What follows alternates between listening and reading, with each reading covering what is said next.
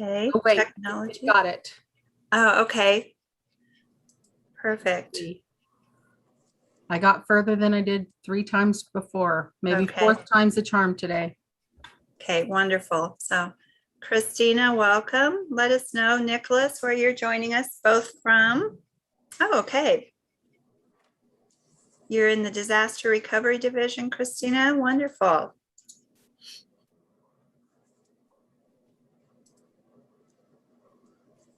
And are you officing in Lincoln, Christina?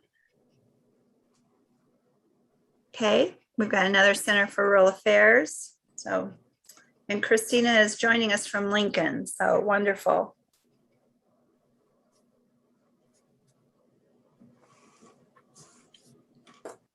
So good. Hopefully everybody's getting a chance to see what is being entered in the chat box. So I'm seeing a few more people joining us, and we are just kind of drawing closer to our 2 o'clock start with conversation, and asking you to join us and let us know where you're joining us from and your name through the chat box. And if you want to open your microphones, that's great too.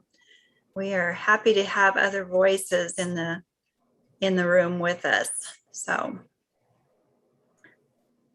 Sarah and Seth, I see, have joined us. So maybe they can tell us where they're joining from. Twyla, welcome. Christy is joining us. So we do have a good registration number, so we are going to wait for more to join us. We've got a few more minutes before we get started. Andrea, welcome. So we have Seth from Alliance and Christina from Valley County Economic Development in Ord. Okay, welcome. We were just having an earlier conversation about the Sandhills before everybody started joining us. So welcome to Ord. And if you have something else you want to share, we are happy to hear it. So we get tired of hearing our own voices. Lori, I see Twyla, the new housing rep for Central Nebraska, is on with us today. Yes, I saw that. Welcome, Twyla.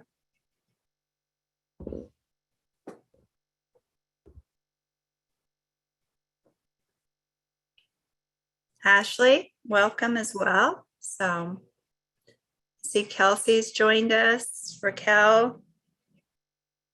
So don't be afraid to share where you're joining us from. Part of HomeNE is all about making connections with one another. And if you enter your location, somebody might be reaching out to you to know what's going on in your community. So. Hi, Sherry. Hi, Lori. I didn't realize I have my mute on, but this is Twyla. Oh. Okay. Hi. Thanks, Twyla. And where do you office from for those that may not know you? I'm officing out of Fairbury, but anybody in this group, if they want the contact information, I can put it in chat as far as how to get a hold of me.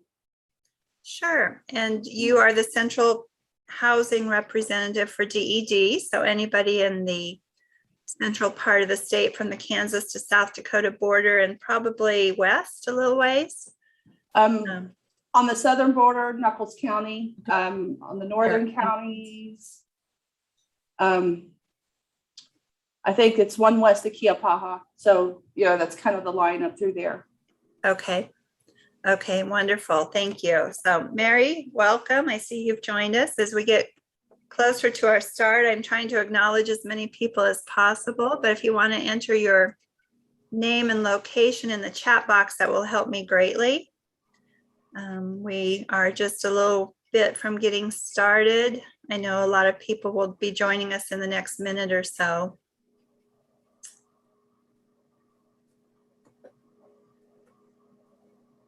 As we begin to get started, I do want to recognize our partners at the Department of Economic Development for their financial investment and support of our HomeNE network.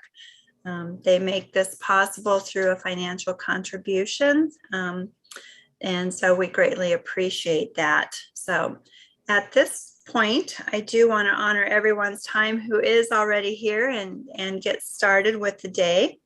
a reminder to all of you who are attending, we are streaming this webinar on our YouTube channel. And so if you are having difficulties, or maybe a coworker is having difficulties getting on, please feel free to switch over to our Zoom channel. And that address was in your registration reminder that you got this morning. So if you're not sure where to go with that, feel free to use that link to switch to our YouTube channel. So I want to just welcome you formally and say good afternoon. I'm Lori Ferguson with the South Central Economic Development District here in Holdridge.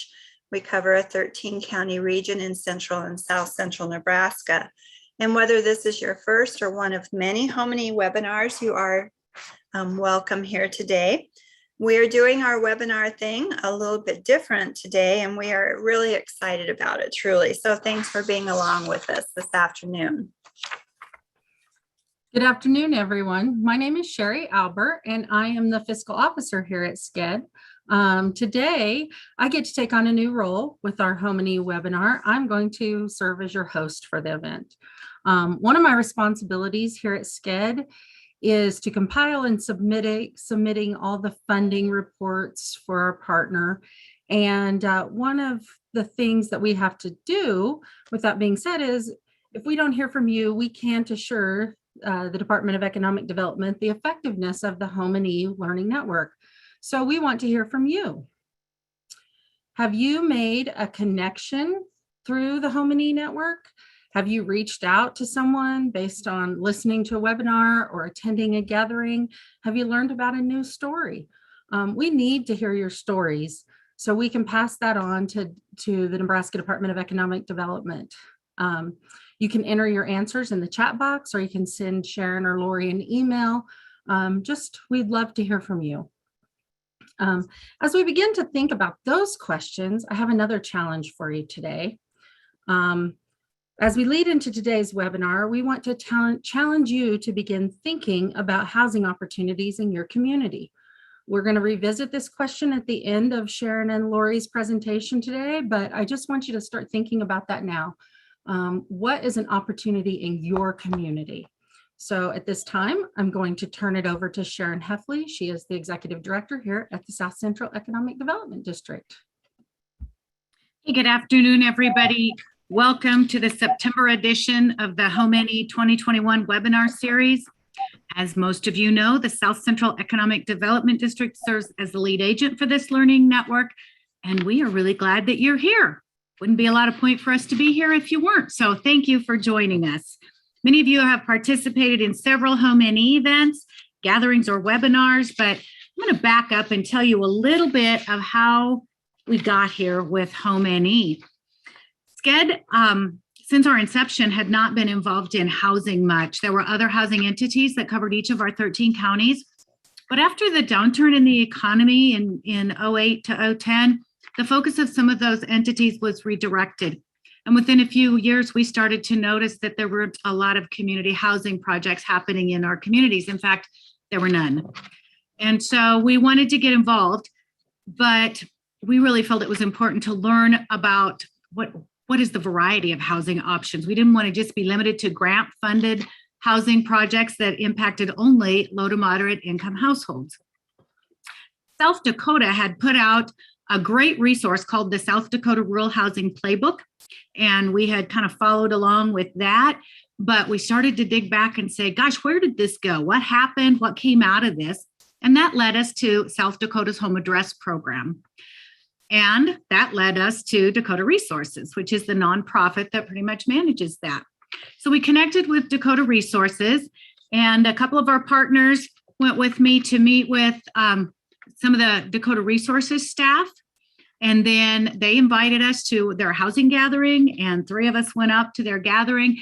And we really said, gosh, this is something that Nebraska can use. Actually, we said, this is something SCED can use. This is something we want our communities to have.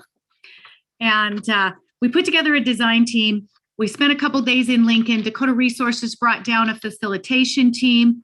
They spent a half a day with Nebraska leaders in housing, just gathering information, asking a lot of questions.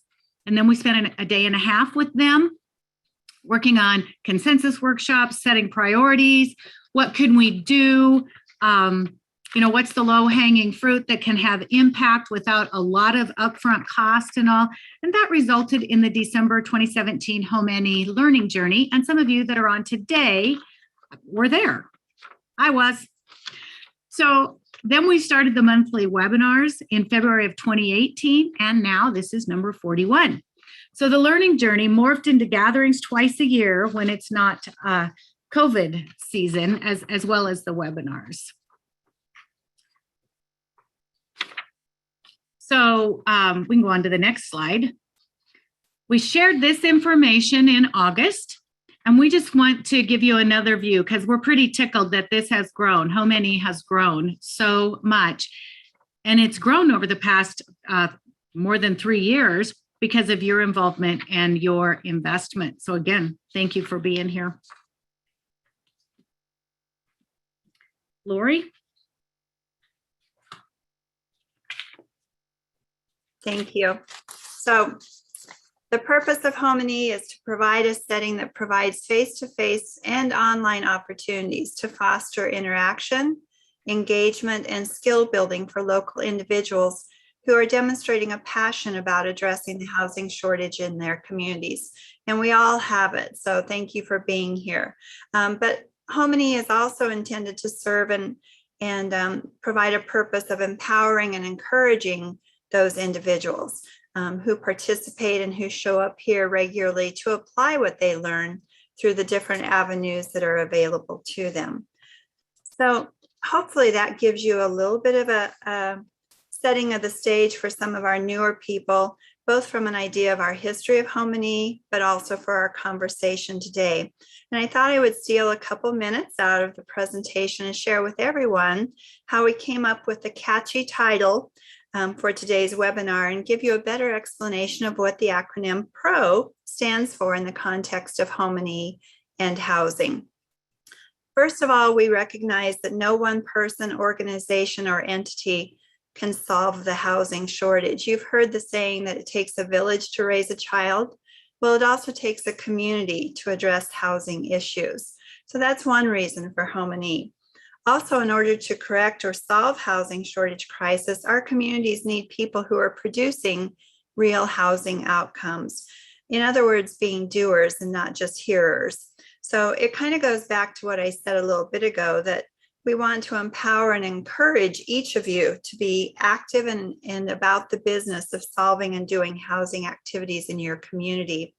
And then also a goal of HomeNE is to turn consumers of information that we provide you on a monthly basis into the producers in your communities. If we are only here for entertainment or for checking the box, then we are not accomplishing our goal as part of the HomeNE Learning Network.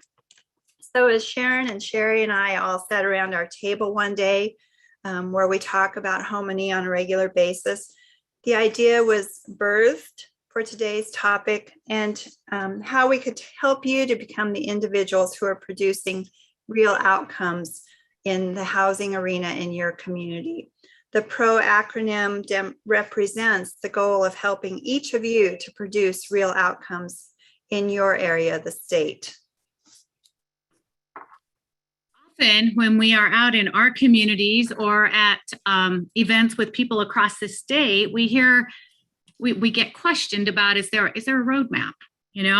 Is there a flow chart? Short answer is nope. It's not that simple. It's really an organic process. There's no one right way. And the process that's right for your community may be very different than the one for a neighboring community. The important part is that you start. It fits our comfort zone to duplicate what someone else has done.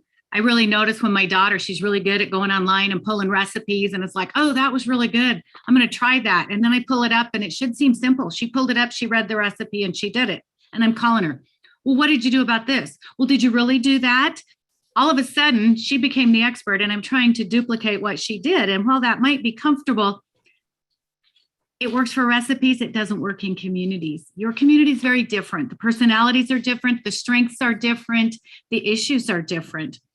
So we have some ideas for some starting places for your journey. Look at the data for your community. Is there a housing study? If not, what else is out there? Gather some like-minded people and start talking. Just start visiting about it. There might be groups meeting already, and you can discover who they are. Ask some questions. Sometimes it's just talking to the people that are next to you when you're at a ball game or the coffee shop, maybe after church, or while you're waiting for your kids to get out of practice. And you can always connect with formal resources that are available in your community. If you have a local economic development or a countywide, your economic development district, ask what they see as opportunities, as well as what they know of for resources available. And connect with the realtors that serve your area. Talk to your employers, your contractors, the lumber yard. Just be like a sponge and just absorb everything you can, and then turn around and share that. Because if you didn't know that information, there's a lot of others that didn't either. So share what you hear, what you learn with people that are interested in your community. Take advantage of facilitation opportunities to have focused conversations about housing. These lead to someone or several people stepping up to take action. It might be as simple as somebody saying, man, we're going to clean out grandma's house and get it on the market. Or it could be a couple guys say, you know what? Or a couple women, I didn't mean for that to be gender specific, but they might say, you know what, let's get together. Let's buy this house over here. And if it's a couple farmers, they might say after harvest, we'll have some time. We can renovate that and turn it into something that would attract a new family or a teacher to town. Okay, so Sharon, that's really good stuff. And I'm excited that we're beginning the process with people today, but it's also really important to set the tone and the foundation in the community. And so as a community member, once you've kind of defined your process, then begin to decide on some specific small steps that can be taken to build interest. And as we've always said around here, figure out some of the low-hanging fruit that's available in your community. First of all, take a good look around your town and maybe even invite somebody from outside of town to do that tour with you so that you can see through their lens. Really take a look. I heard a number of years ago about sister communities sharing with each other, coming in and looking from their outsider's perspective at a community.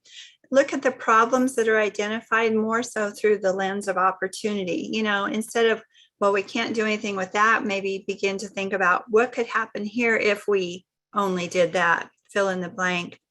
Maybe you take another small step of locating and taking note of the vacant lots that are in town. Are there some vacant, unavailable lots in town? Are there some vacant but dilapidated units in town? Maybe begin to create a housing census of sorts, for lack of a better way. A list, if you would, of those different properties around town. And maybe you see that as you're doing that housing census and that tour of your community, you see some really nasty stuff there, some dilapidated structures that would better serve the community if they were gone. So maybe you consider, is code enforcement an option? Can the city leadership take steps to clean up those parcels within your community? If you've been on our webinars in the past, you heard from the mayor at Superior talking about how this very thing, starting at the foundational level of code enforcement, helped them to become a community that is now building homes for workforce as part of a grant program that they received a few years ago. But it had to start at the very beginning with code enforcement. A couple of our communities in the district are always working on what they call the dirty dozen. And these properties are properties in the town that if they become available for sale, that they intend to acquire and then redevelop the parcel in some way. But really find out also what people want in your community. Don't just listen to the opinions of other people, but really talk to those who are working in the housing arena, realtors, landlords, builders, construction personnel. Realtors who work with buyers and sellers all the time can really give you an idea of the wish list that people are looking for in homes. So those are good people to visit with. And also get ideas, as Sharon mentioned, talk to other communities. Take a couple like-minded housing interested individuals with you to tour housing projects in other communities. I was just in Superior in August and took a tour of some of those building projects that they're doing, or come to a gathering. That's a great way to talk to other people and hear from them what's happening in their community. Bring back the pictures that you take, the information that you gather, and just the enthusiasm to share with your people in your community. And also connect, if you have one available, a local housing group, maybe your economic development office, either at the city or the county level, and your economic development district. Discuss what they're learning and seeing, and then what you might see as next steps. Ask them how they might be able to help you. They may know of others who are having similar conversations, and you can always connect with those individuals. So not everything needs to be a home run. I think of baseball and small ball if you follow baseball, but begin with some singles. We'll call those our small steps. Begin with some singles in your community, because singles also drive runners in across home plate. So start there and thinking in terms of singles and baseball.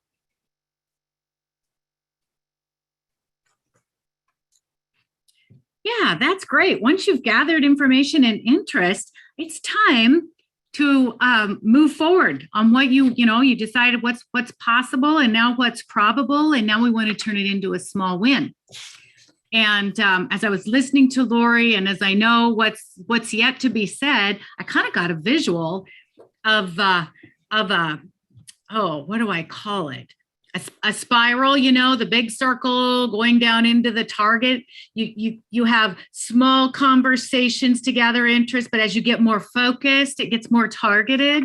And then that's really kind of what this looks like. So we want you to develop something tangible so you can have a win that's going to build momentum in your community, a possible real opportunity. On our website, on the HomeNE website, there's the Housing Study Light tool. Maybe you can complete the drive-by assessment component of that, or the interviews that are there for you to have with employers and realtors and landlords. Maybe you go back and listen to the July 2021 webinar where Norfolk talked about their developer's guide, and you scale that up or down for what's appropriate for you. Even the smallest communities can use that as to record their vacant lots or their dilapidated or chronically vacant residential properties. I would encourage you to do some printouts from the GIS workshop site. Provide pictures, map location, notes about ownership and if they're available, the size of the structure that could be put on a lot, any cons such as if there's a floodplain issue. Make friends with the realtor. I learned recently that the MLS software has a feature where they can put in any address and pull a lot of information that would fit nicely in a booklet like that. And then review this document with like-minded people. Make it available to contractors. Find those that are interested in housing. You might be surprised at who will step up. And then share the information and keep asking questions. Keep that conversation going. We often say in our office, activity breeds activity. Take another step. You might learn about investment clubs and share what you learn with others. The August 2018 and the May 2019 webinars are stories of communities that have started investment clubs. You could pull together a meeting of potential investors to determine their interest or next steps. You could talk to Central City, Benkelman, or Burwell. They have experience. You can start an investment club that fits the interest in investors in your community. I heard from somebody the other day that they really started with people that had strong balance sheets and found out that maybe they got those strong balance sheets by being pretty risk averse. And so they're thinking, maybe finding somebody that was willing to throw in $50 or $100 a month that maybe wasn't as risk averse. Maybe the strong balance sheet wasn't their best ideal. And so I think it's just important to talk to those people that have some experience and then say, gosh, where do we land in this? And host a town hall and always offer a free meal with that. Sometimes you can get the city or the utility or maybe a bank or a large business to sponsor that. And while you're there, you can talk about housing topics. Find out what people are thinking, what they want to see, what the needs are. You can share a little bit about what you've learned in your research. You You could always invite your economic development district to facilitate the meeting and discuss possibilities. When we have town halls, we come up with all the topics. We help hone in on maybe the top 3, 4, or 5, and we assign those topics per table. Then we ask people to vote with their bodies, go to the table that has the topic they're most passionate about, and then the people around each table become kind of a task force to set goals and next steps for what we're going to do in the community. It might be around infill lots, or it might be around getting a duplex, might be around just, it's housing study light. Be sure that you capture the information, get the email addresses and cell phone numbers of all the people around the table, and ask one person to be the contact. And at the end of the meeting, report back. Capture that, put it on Facebook, write an article for the paper, get that information out and invite others.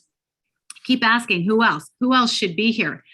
And if you look back at the February 2021 webinar where we heard from Paula Jensen of Dakota Resources, she talked a lot about strategic doing. So this doesn't have to be cumbersome, oh my gosh, 3 hours every other week. She talked about 30-30, meet for 30 minutes every 30 days. Set your goals, make your commitments to each other, check back in 30 days. What happened? If it didn't happen, is it still relevant? What are you going to do in the next 30? And build relationships with your city council and your key city and village employees. Man, these are the people that know what's going on in town and they can make things happen. Sharon, as you're sharing with taking those steps to build momentum, it reminds me, and this has nothing to do with housing, so bear with me, but I think it speaks very well. 4 years ago, our SCED staff took facilitation training for 2 days on a specific method of facilitating meetings. And so 4 years ago, life happens. And while we started continuing to work with communities, doing town halls and such, we just really didn't have the opportunity to apply those specific methods of doing a consensus workshop and having focused conversations that we had learned. And so about 2 years later, I'm beginning to think, wow, I really enjoyed that, but I haven't had an opportunity to use it. So I probably need to go back and get more training, revisit the training that I'd had, just to refresh. But then as life would have this year I got 2 opportunities. I was asked to conduct a consensus workshop for 2 groups. And so were they perfect? No. But I went back and studied my notes and studied our materials from that facilitation training. And I got my feet wet. I started and actually did the actual activity for which we had been trained. And I discovered in doing, and I'm hoping that all of you listening are understanding what I'm saying, when you start doing, you don't necessarily need to go back to the training again and again. It gives you more opportunities to practice your skills and take action. And so I'm excited to have other opportunities to facilitate in that method.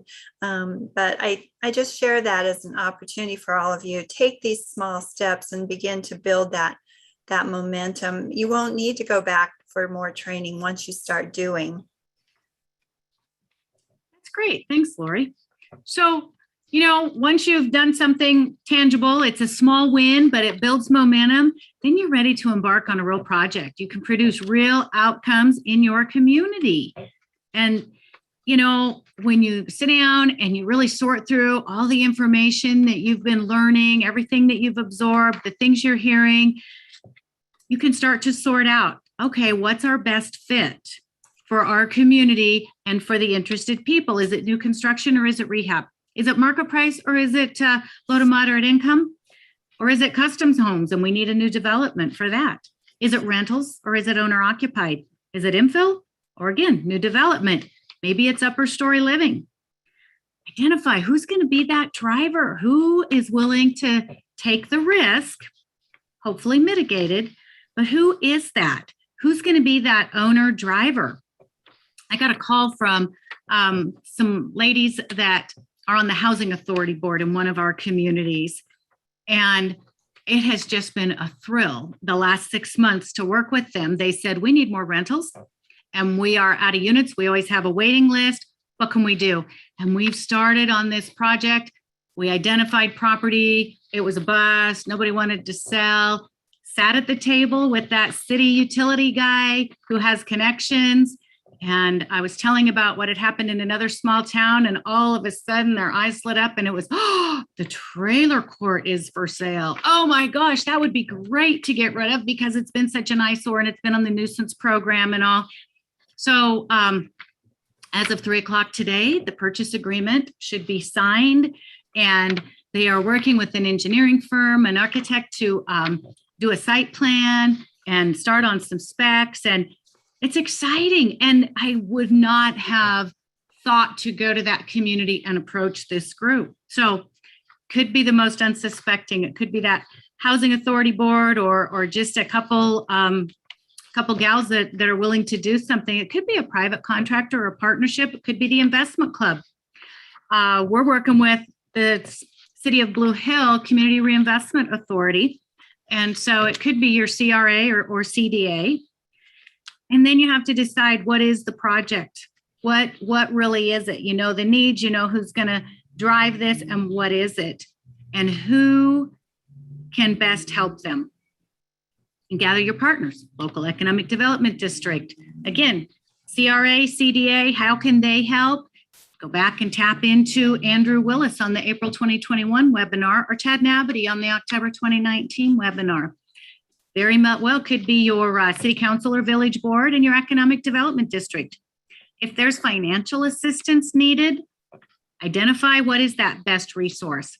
Can it be done with a loan from the local bank, or maybe a loan from your local or regional rural workforce housing fund, if you have that available? Could you work with the CRA for some tax increment financing assistance? Do you need a grant? Could be trust fund or community development block grant. Discuss those lessons learned from other communities that have completed similar projects. So we keep talking to other communities. First, it's kind of that 50,000 foot view. Hey, over there, what all are you working on? Tell us about it. But once you've chosen, then you really go specifically to those communities that have done what you want to do and help, because gosh, I hate learning from my own experience, my own failures. I sure like it better. Wisdom is learning from somebody else's. And then embark on that project. Put together your site plan, your specs, your options, involve the city engineer, know what you can do, know the requirements of your funding sources, but never chase money. Always take the next right step for your community, for the project, for the owners. It's good to be flexible and consider alternatives and be open to possibilities, but never develop an undesirable project just for the funding. It just doesn't work. Chasing money is a bad way. And I have a non-housing example, not that they chased bad money. I don't want to indicate that, but I have to tell you, they chased good, flexible opportunities. Wood River had planned to build a new childcare facility. And they had funding in place, working on more funding. And March 2019, the bomb cyclone hit. July, they were flooded. And at some point in there, the Good Samaritan care home was vacated, and they decided not to reuse it. So conversations began, and they ended up being able to purchase this building. And they have opened an incredible child development center, and they have space for a lot more opportunities. So be flexible and be willing to seize what can happen. I like your example, Sharon, of Wood River, and we did celebrate that project with a grand opening in May of 2021. And that's where I get to tell you about have a celebration and promote your success. I mean, who doesn't like a party? Especially when it's because it's for a specific purpose in your community. So we encourage you to promote that success. As Sharon has said, activity breeds activity. Likewise, success breeds success. And so keep telling the story of your community's needs and successes and in the production of real outcomes in your community. Continue to ask who else, because the team may get tired, and we'll be talking about that a little bit, but who else can bring something new to the table? Maybe somebody in the community has a specific relationship with a property owner that you'd like to get your hands on. And so maybe that's somebody who who could contribute in such a way, and then stay in the public eye with your success and be sure and give everybody credit. Whether it was a small role or a large role, everybody likes to be part of something bigger than themselves. So celebrate, have ribbon cuttings, invite the governor, bring the dignitaries to your celebration, and then consider an annual report. We heard in September of 2018 from the Village of Stewart and John Madsen about how every year they get together and all the groups in town give a report of what they've done that year and the activities. And correct me if I'm wrong, but I think there's even a written report at one time. Maybe they've discontinued that, but they provide written reports of their activities and their success throughout the year. So there's nothing better than celebrating something really good. So celebrate. Okay, and then let's talk about resources here briefly. For one, your economic development district is a great place to begin as you start your journey to becoming producers of real housing outcomes in your community. There are 8 districts across the state, and every county in Nebraska is covered by an economic development district. And so we've thrown that on the screen. The districts really do exist to be an extension of your local government. And so take advantage of them.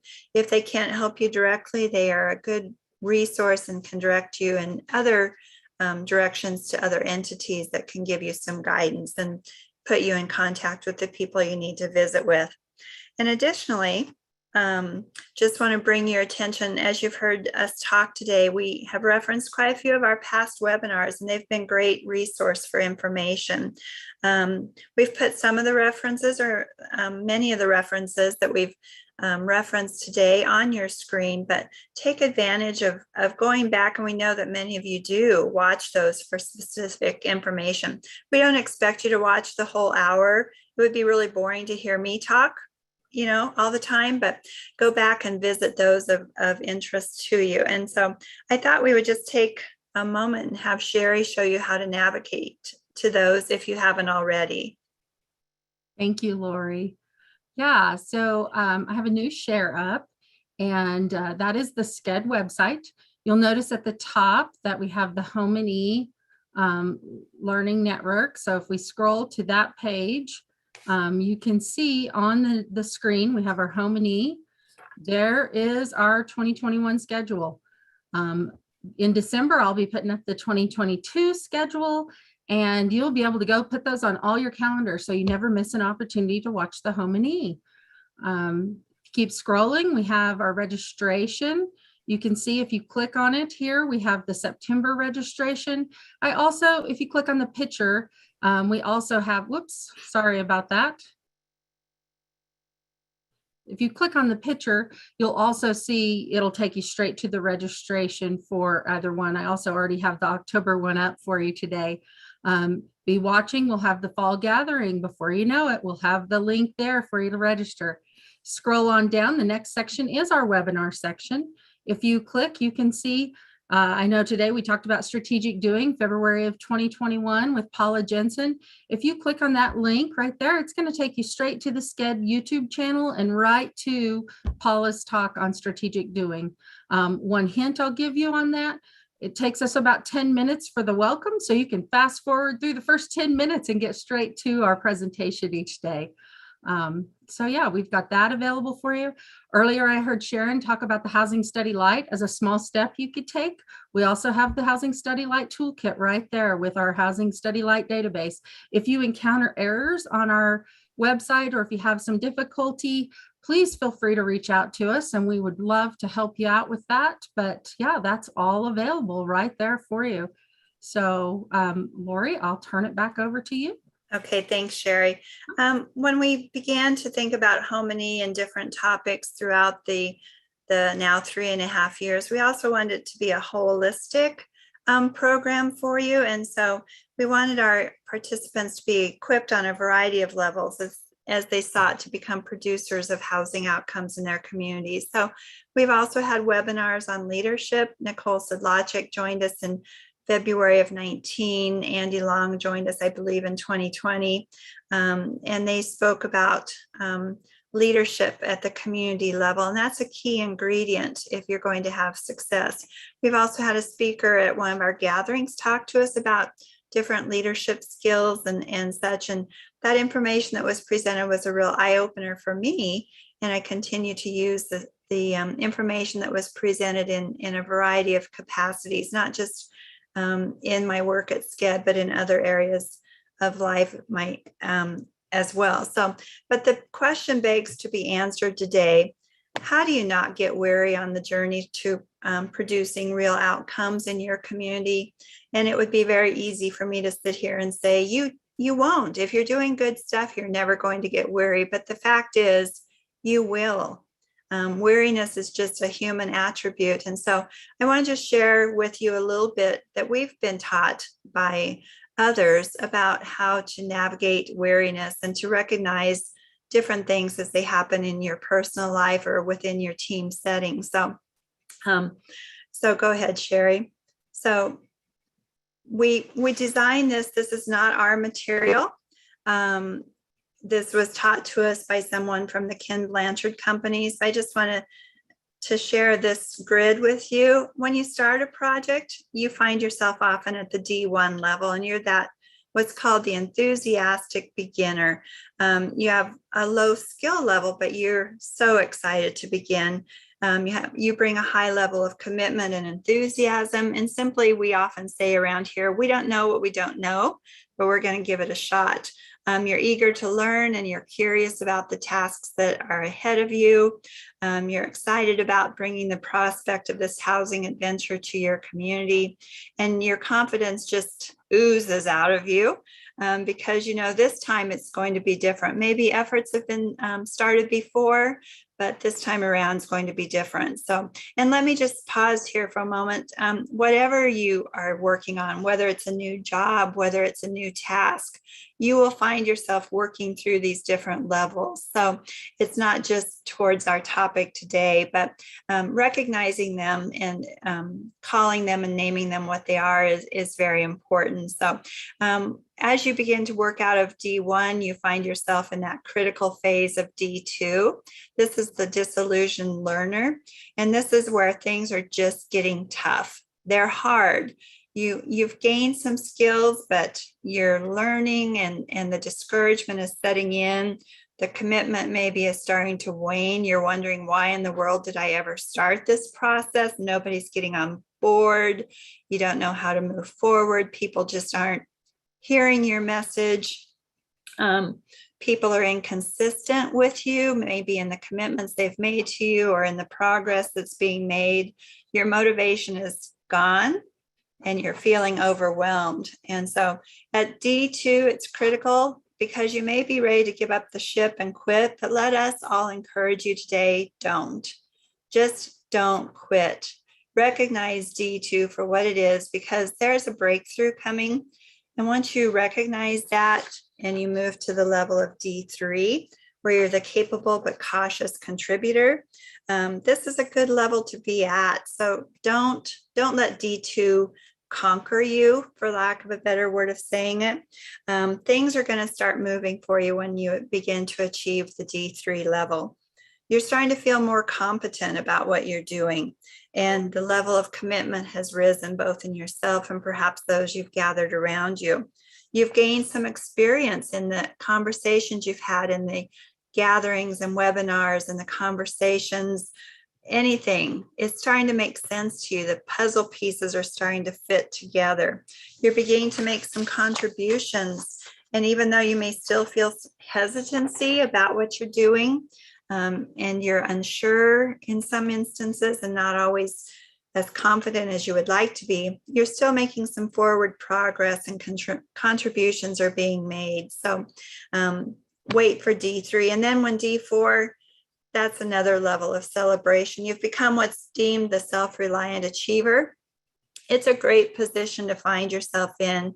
Both your commitment level and your skill level are high. You know your stuff about housing. You know how to achieve housing solutions. You're inspired and you're inspiring others. people recognize you as an expert and seek your advice, which is our goal for you, that you have become a producer of housing outcomes in your community. And who knows, we may even be calling you to speak on a HomeNE someday when you get to the D4 level. But above all, you're accomplishing really good things in your community. And realize that at any time you can vacillate between the levels. So I encourage you to study this a little bit more and take advantage of knowing the knowledge that you now know. So just the key is recognizing, naming, and knowing what level you're at in any given situation. And then as you begin to develop your team, I just want to touch briefly on the 5 points of power teaching that we've had in the past. It's important to realize that a diverse team is needed as things are worked out for the betterment of your community. If you've never seen this, it's fascinating to me, but everybody has at least one power that's listed here. And in some of my communities, I encounter people that have all 5 powers. It's just a matter of what power comes to the surface when it's needed. So it's just dependent on the situation that they find themselves in. So briefly, position power. It's important to have someone with position power on your team. It could be either formal or informal leadership. It doesn't always necessarily need to be that elected official. It's just somebody that can speak from a position of power within your community.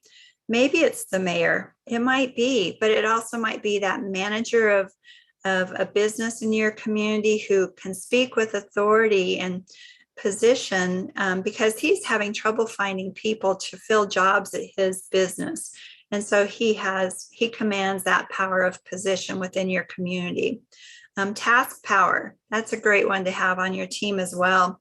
These are those people who know what they have to do when assigned something. They run with it. They understand the task, and then you just let them go to work. They might be the carpenters on a building project. They might be the planners of a town hall meeting. A few years ago, I showed up at a town hall meeting I had been asked to facilitate. I didn't have to do anything. Local individuals ran with that town hall meeting, and it was so wonderful because there was ownership within the community at that point. Personal power is that individual. Do you know somebody who just listens well, who can hear what people are saying, not just with their words, but at a deeper level? That's where personal power comes into play. They can assemble a group that will work well together because they've understood and communicated well with other people. They have both personal and leadership power, which is a key ingredient if your team is going to be successful. Relationship power, that's an all-important one. This person just knows how to bring people together. They have connections within the community, and while they may not be a formal leader, they exhibit their power informally. It's just amazing to watch a relationship power person work.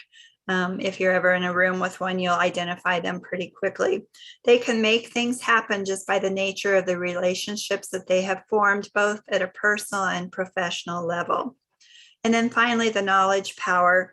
Remember those task people over on the other side of the screen? A person with knowledge power is a great person to also have on your team, because if you're doing that community housing project, chances are you're going to need a project manager, and that's where the knowledge power comes in. Someone with construction experience that can run that team, has the knowledge about construction, and can oversee that activity. So that's just a quick version of the 5 points of power and the D1 through D4.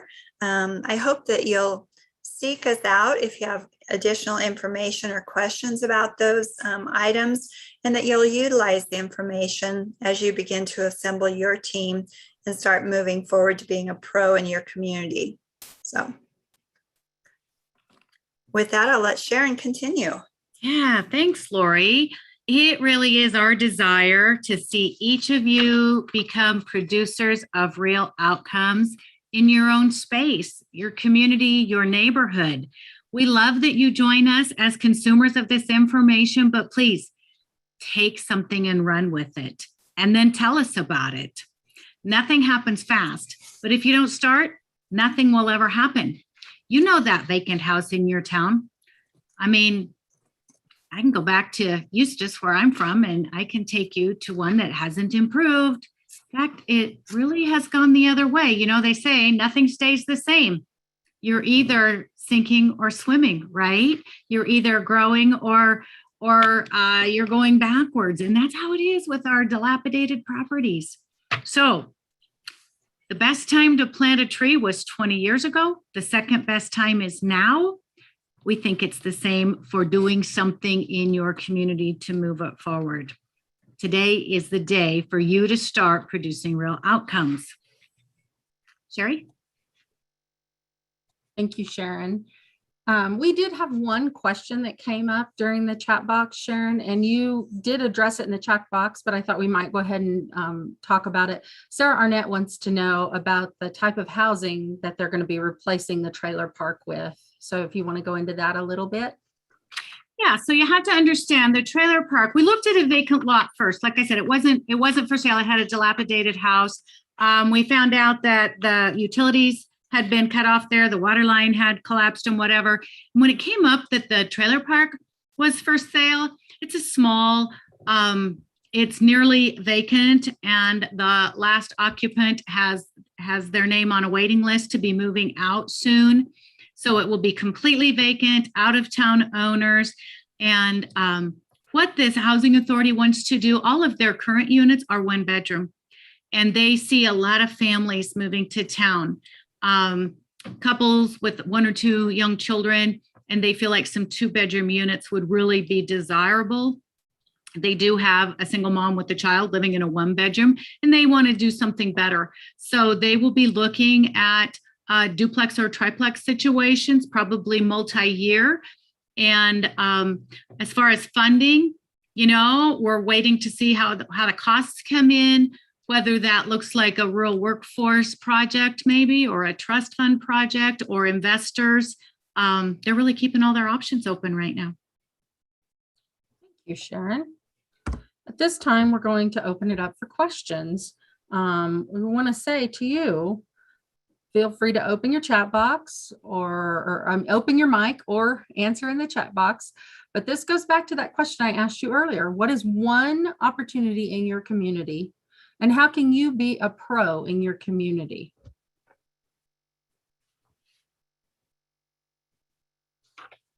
So we'd love to hear from you.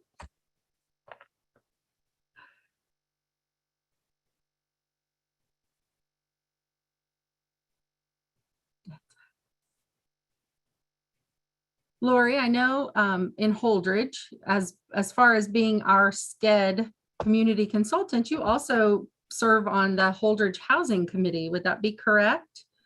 It's actually the downtown committee. Oh, downtown Yes. committee. Okay. But Okay. what can I try to answer for you? Well, I was just wondering what is an opportunity that you see in some of our communities that you work on, not just in Holdridge, but we see other communities that have opportunities. Sure. So as I've worked on this for almost 7 years now in one capacity or another, I can't hardly not go into a community and say, wow, that vacant lot, I wonder if they've considered infill housing as an opportunity there. You know, don't always let the easy answer be the right answer, I guess I would say, you know, and Sharon's had some experience with this in some communities. Sometimes it's just easy to let that guy buy the vacant lot next to him to put up a garage, but is that really the highest and best use of that vacant lot? Maybe it's you know, holding that out a little longer if it's owned by the community or the city or the village, and really actively look at, can we do some infill housing? You know, I'm really hoping when Superior is done that we can have them back. And I know that Mary is the only one from Superior, but they're doing some fabulous infill housing, new construction down there. You know, cute, smaller homes for a young couple or maybe somebody with a child to take care of those infill lots. So, but I see Jolene has a question. Can I read that to the group for Absolutely. you? Okay. So what are some good examples of building code changes that were made in other communities that increase new construction? And are we seeing any trends or creativity with these? Sharon, do you have any thoughts along those lines?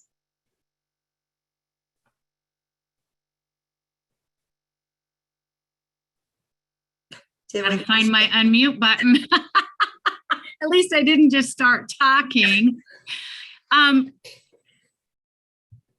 don't know that I've seen building code changes that have increased new construction, other than for our second story living. And I know that if you talk to Grand Island, Chad Nabity, I don't remember if he told it on the webinar or if it's been in other conversations, but when they had a lot of interest in the upper story living, they called Lincoln, who said, be flexible, be flexible, be flexible, figure out how to make this work.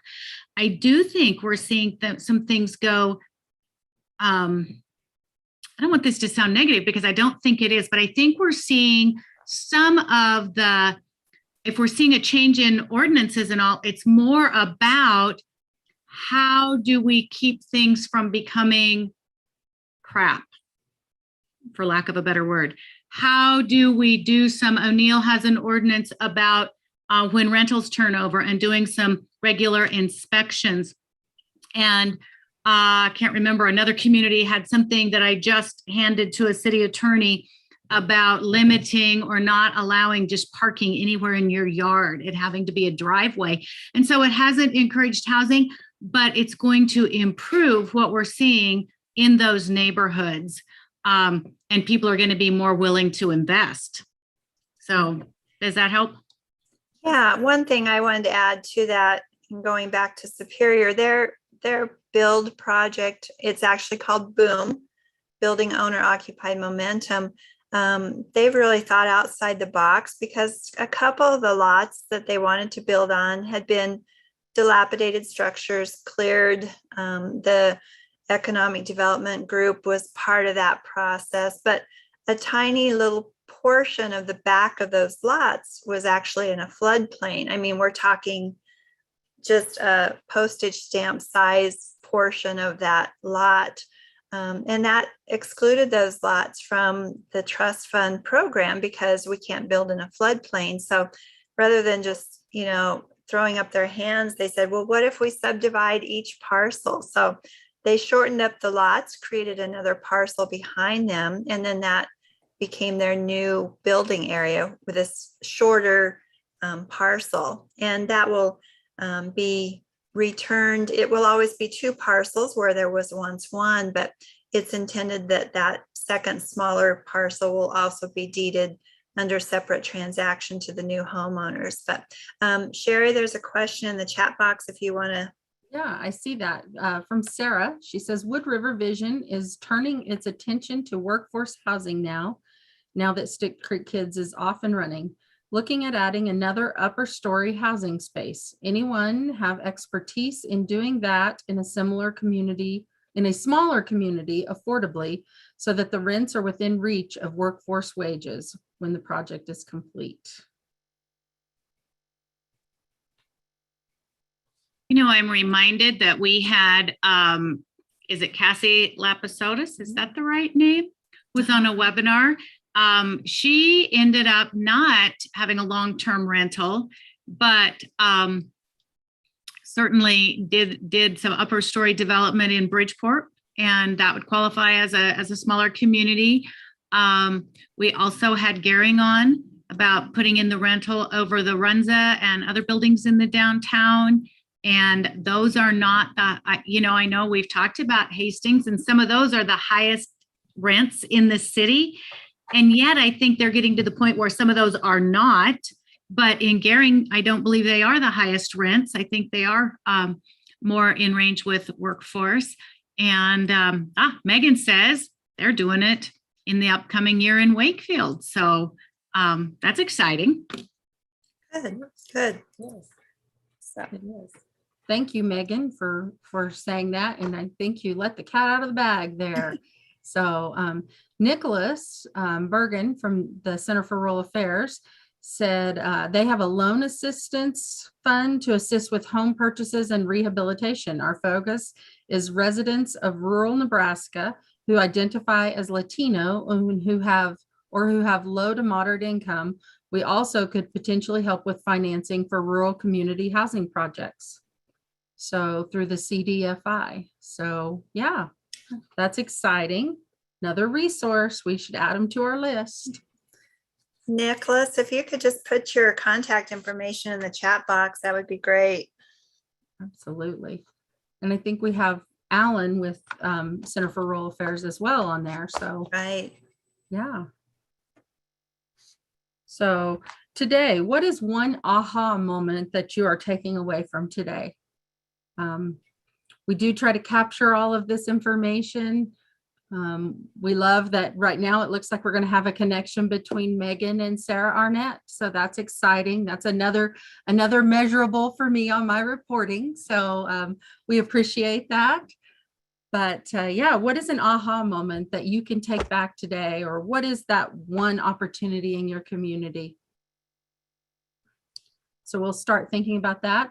I'm going to go ahead and put Sharon and Lori's contact information up for you. If you would rather not do it over the microphone or would like to send out an email, that would be great. Looks like Megan has shared her email in the chat box, and Alan has his email in the chat box. So we're excited for these connections that are being made. So thank you for all your participation and helping us. Once again, I'll share their information and then I'll turn this back over to Lori. Okay. Thank you, Sherry. We are starting to wrap up today. I appreciate everyone's participation. I just want to focus again on our past gatherings. This is some of my most favorite time. I enjoy all of my work here at SCED, but getting together for a day at a gathering really energizes me. And if you haven't participated in a gathering before, I encourage you to do so. It's a day that's filled with great speakers and so much more. As you can tell by the slide, we do a variety of things at our gatherings. It's not traditional in the sense that a speaker stands at the front of the room and we all sit in rows facing him or her and have them speaking to us. It's just a very interactive time with excellent speakers, small group discussion activities, and we also take tours of our host communities in some fashion. And so with that kind of a ramp up, I'm excited to tell you where we're going in November. We're going to the city of York for our next fall gathering on Thursday, November 4th in York, as I said, and the overall theme of the day will be creative development with connection, persistence, and passion. So registration is, as always, $99. That's an early bird feature that we give you that will go away on October 25th. So we've got Sherry showed you how to navigate to our HomeNE page. And Sherry, do you have anything you want to share there? Registration will be live at 4 p.m. Okay, so set your alarms, set your timers, do whatever you need to do, but get registered as soon as possible. It's going to be an exciting event. Sharon and I have sat in on some planning sessions with our host, and we are just truly looking forward to this day in York. And then next month's webinar, Megan Weaver will be joining us. She is going to be our speaker, and she is on with us. So Megan, do you mind opening your microphone and just giving us a sneak peek or a tease about what your topic is? Yeah, can you hear me? My microphone hasn't been working very well. Yes, I can hear you. Okay, all right. Yeah, I'm very excited to be able to talk with everyone next month. I titled it Rural Housing Roller Coaster because if anybody's been doing housing development in a rural community or even a larger community, there's a lot of ups and downs associated with that process. So we're gonna talk a little bit about some of those challenges, working with local employers, funding, how to maybe attract some developers, and just see if what we're doing here in Wakefield can be of help to everyone else out there watching. So we're looking forward to seeing everybody in October. Okay. somehow I got a feeling people are just waiting for that registration to open as well. So I'm looking forward to it. It's been great to work with Megan on her topic and looking forward to hearing what she has to share with us. So with that, thank you so much to everyone who has joined us today. This is a new thing for us to be the featured speakers, and we hope that you gathered good information from our presentation for you today. Are there any last comments or questions from the group?